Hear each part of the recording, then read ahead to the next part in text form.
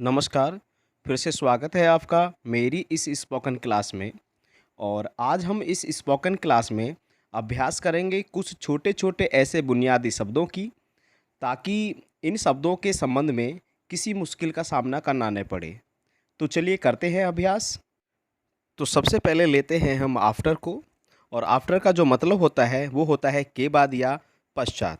जैसे कि मैंने कहा कुछ समय बाद, अंग्रेजी में हम कहेंगे आफ्टर सम टाइम। एक सप्ताह के पश्चात, आफ्टर वन वीक। उस अनुभव के बाद, आफ्टर दैट एक्सपीरियंस।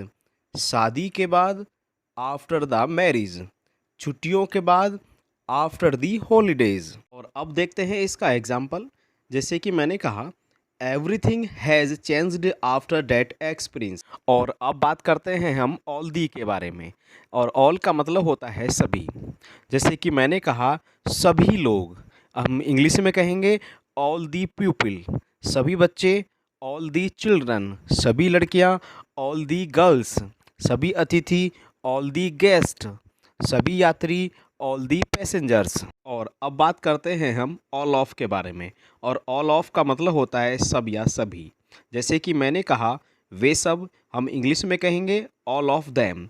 हम सब, ऑल ऑफ अस। तुम सब, ऑल ऑफ यू। यह सब, ऑल ऑफ दिस। वह सब, ऑल ऑफ डैट। और अब बात करते हैं हम एट की।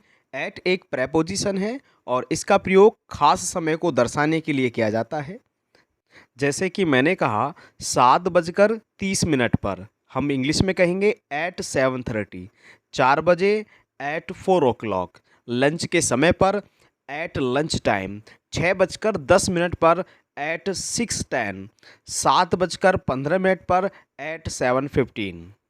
और एट का प्रयोग खास जगह को दर्शाने के लिए भी किया जाता है। जैसे कि मैंने कहा स्टेशन पर, इंग्लिश में हम कहेंगे एट दी स्टेशन। बस अड्डे पर, एट दी बस स्टैंड। हवाई अड्डे पर, एट दी एयरपोर्ट। घर पर, एट होम। और अब बात करते हैं हम बिफोर की। और बिफोर का प्रयोग के सामने या आगे के अर्थ में किया जाता है।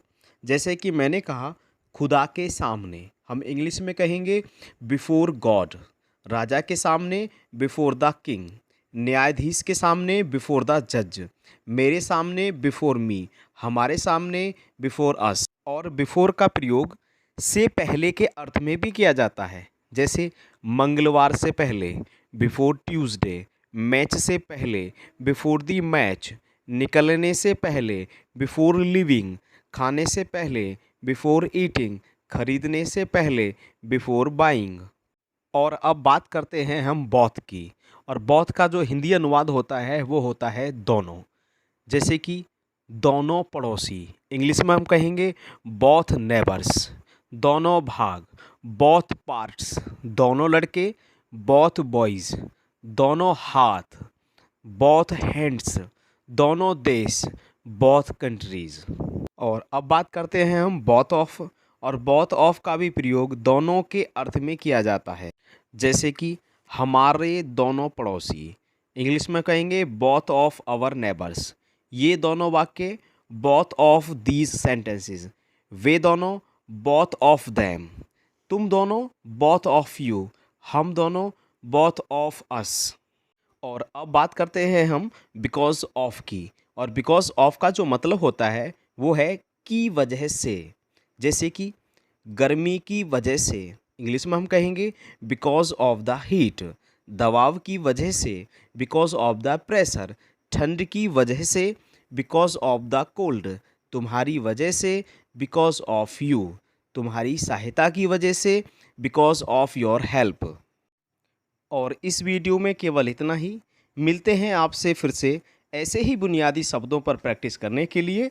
तब तक के लिए धन्यवाद।